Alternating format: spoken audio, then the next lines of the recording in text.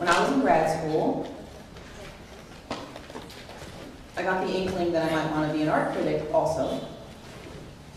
And my brother, who's 17 years my senior, and wrote for the Times and the Village Voice and all these things, and he was so cool. So I had to do all these papers for all these famous art critics and stuff, and impress them. And I called him and I said, Joel, I think I want to be a writer too. I want to be a writer. Can you teach me how to write? This tells you about our dysfunctional relationship, but I think it's also good advice. He said to me one word: read.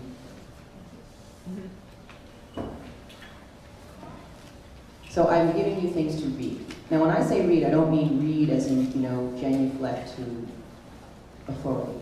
Because that's how artists tend to read. People who write about art well, right?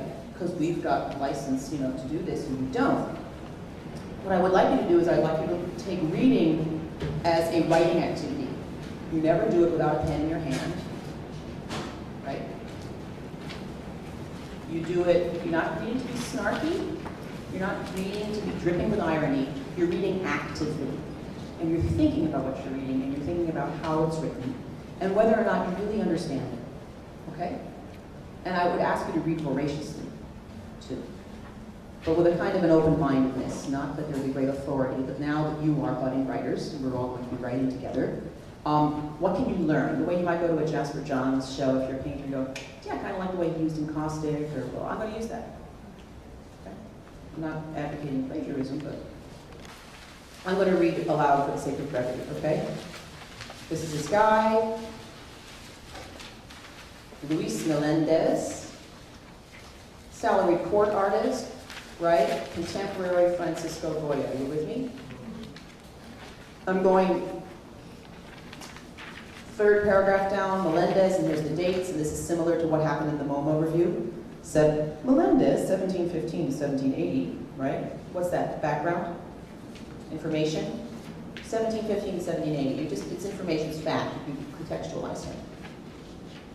And further down in the sentence, more than half the paintings in the show are around 19 by 14 inches, right? Still very dry, descriptive, informational kind of description. So now you have a visual lock, but still you don't know what they look like.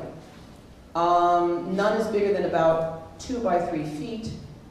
Blah, blah, blah. Let's skip to the fourth paragraph. What is captivating is the near photographic verisimilitude.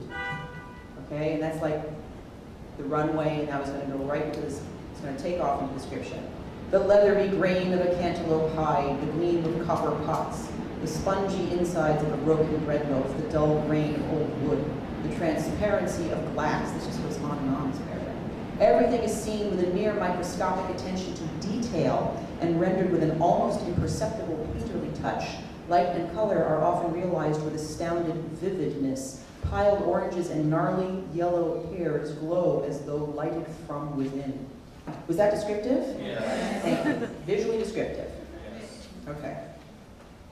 Now we have the next paragraph.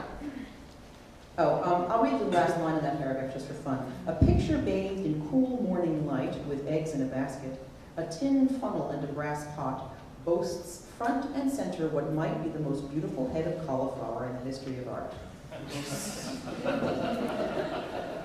Trick question. Was that descriptive? Yeah. Yes. What might be the most beautiful head of cauliflower in the history of art? That's what?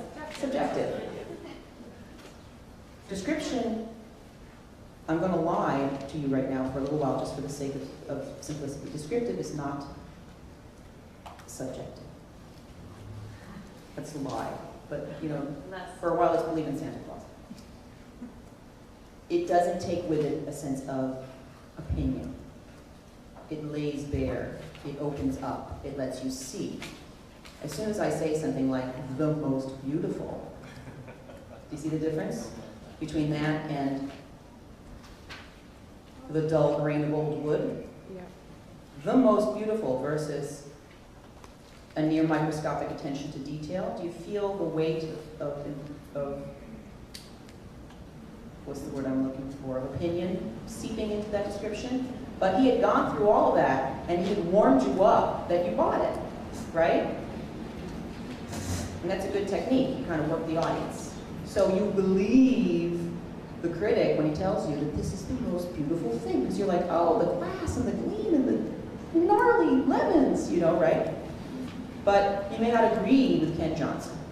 Now, you can use this to your advantage. You can be descriptive about yourself and throw in stuff. Further down, there's another paragraph. He practiced some peculiar methods. In their catalog essay about his process, the exhibition's curators, blah, blah, blah, and so-and-so, who is so-and-so, explained that he did not work from complete setups. Rather, he would study and paint his objects one at a time, starting with those in front, filling in those further back, and ending with the tabletop and a usually blank dark background. That is a weird process, isn't it, for building and painting? Is that descriptive? Yes. It's what? It describes the process. Okay. Melendez was not an easygoing man, but he was well prepared for his vocation. His father, Francisco Antonio Melendez, was a famous painter of miniature manuscript illuminations, and he employed Luis and his other children as assistants. Father and son both taught at the Provisional Royal Academy of Art in Madrid. The younger Melendez's ornery temper may be the reason he never got the royal appointment he so longed for. What kind of language is that? It starts a little opinionated. Starts a little opinionated, okay. Starts a little subjective. What does it describe?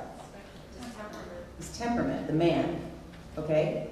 So we had describing the objects, we had describing the process, and then we had describing the man. Got it?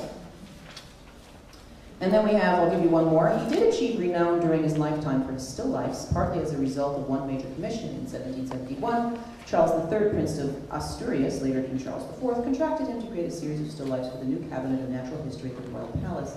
The series, blah, blah, blah. What's that?